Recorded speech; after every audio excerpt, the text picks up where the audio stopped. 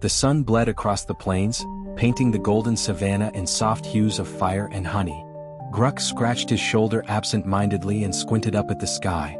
His body, wiry and sunburnt, glistened with sweat and a thin coating of dust.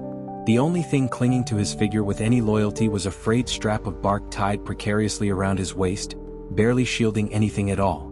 It had been a good season for berries but a terrible one for bark. Gruk tugged at it. It cracked, peeled off and fluttered to the ground. He sighed, shook his head slowly and walked on, utterly bare under the scrutiny of the African sun. Gruk didn't think about modesty.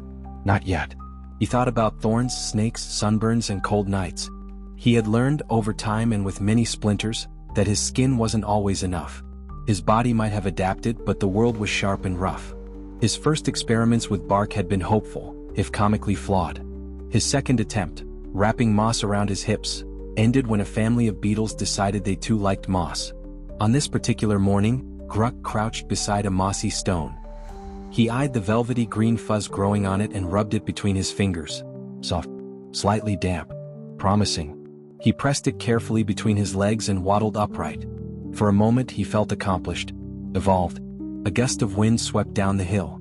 The moss flew away with a dramatic flourish. He stood there, empty and disappointed. Later, by the watering hole, Gruk waited. His eyes locked on a gazelle sipping cautiously across the stream.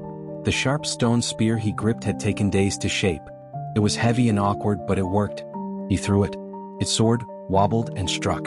The gazelle fell. The tribe would eat well tonight. But Gruk had another idea. He skinned the creature clumsily, tugging and sawing with a jagged rock. The hide came off in patches.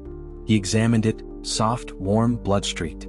He wrapped it around his waist and tied it with a vine. It smelled, but it stayed on. He stood in front of a puddle, gazing at his reflection, puffing out his chest. Gruk now, fancy, he muttered, nodding. The nights turned colder. The dry wind carried a bite that skin alone could not handle. Inside the cave, Gruk huddled near the fire, teeth chattering. His new hide loincloth offered little protection against the mountain air. Ba, seated beside him, worked in silence. She was thinner than Gruk, smaller, but she never complained about the cold. She was scraping a hide with a flint blade, methodical and focused. With swift precision, she poked a hole in the center, pulled the pelt over her head, and adjusted it to cover her front and back.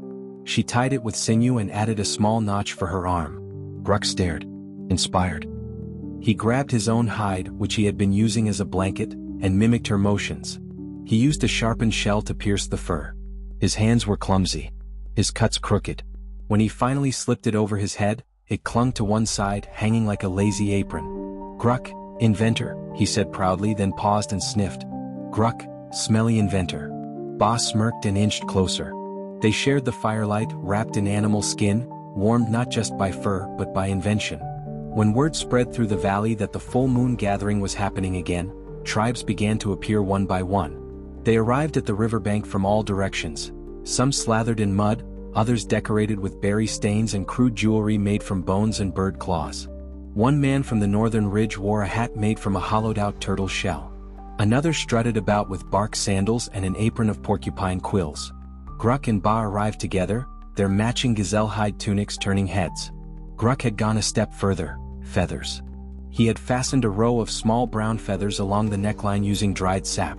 They stuck out like a primitive ruff. The crowd watched in awe.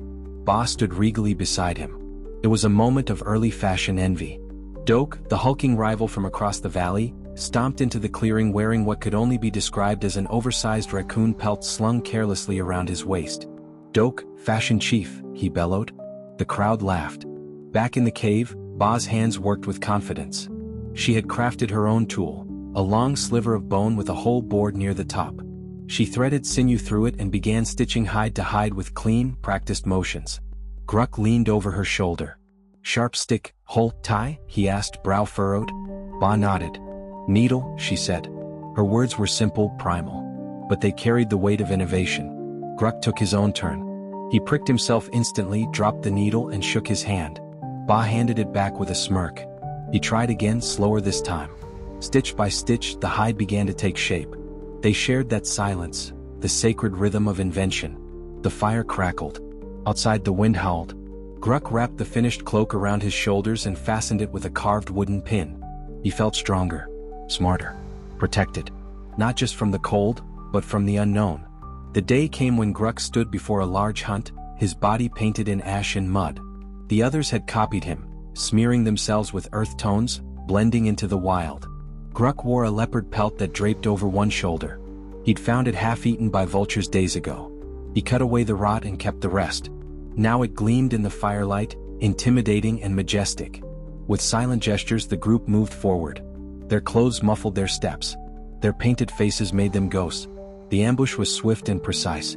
The prey didn't have a chance. Later, as the tribe feasted, children poked at the pelt, marveling at its texture. Clothing wasn't just survival anymore. It had become performance. Seasons passed. Fire became friend. Language matured into more than grunts. Stories emerged, passed from fire to fire, carried in hands and hides and symbols scratched into walls. In the fertile valley far from the old cave, people began to stay. The hunt was no longer daily. Goats were penned. Seeds were planted. A girl sat under a shaded tree, spinning flax with a wooden spindle. She twisted the fibers carefully, feeding them through her fingers. Next to her, a loom. Primitive but elegant. She wove linen thread by thread. Gruk, now older, watched from nearby. His beard was grayer, his frame leaner, but his eyes held the same curiosity. The girl handed him a linen tunic. It was soft, pale, with loose sleeves. He slipped it over his head. Soft, he whispered. Not itchy. Not stinky. He twirled slowly, marveling. In a strange and humorous vision, Gruk stood on a slowly rotating platform, completely out of context. A booming voice echoed from nowhere. Coming this stone age, Gruk's wardrobe essentials. The absurdity played out.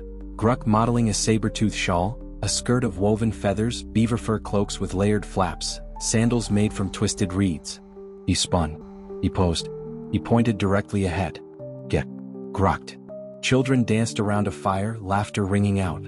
Their garments were adorned now, beads, bones, ochre swirls. Ba sat nearby watching them. She wore a tunic stitched with small shells. A child dipped fingers into dye and pressed handprints onto her sleeve. Ba let them, smiling. The garments were no longer just for warmth. They were for memory, expression, belonging. Gruk joined her, lowering himself beside the fire with a quiet grunt. He stretched out his legs, felt the warmth lick his skin, and watched his people move, painted, clothed, alive. At the edge of the cliff that overlooked the valley, Gruk and Ba stood in silence. The sun melted into the horizon. Below, dozens of fires blinked and danced. Across the hills, other tribes, kin, rivals, wanderers, were settling in for the night. The wind tugged at their cloaks, stitched and worn, faded with time and use. Symbols painted along the hem whispered stories of hunts, births, deaths, seasons. Gruk looked over at Ba. Gruk, remember, cold days, he murmured. Naked days. She chuckled softly. Good days. But scratchy. He smiled. They held hands. Before cities and silk. Before cotton and collars. Before kingdoms and corsets and khakis, there were leaves and bark, mud and fur. There was the bite of wind and the genius of necessity. And there was Gruk, who wore a pelt not just for the cold but to be seen.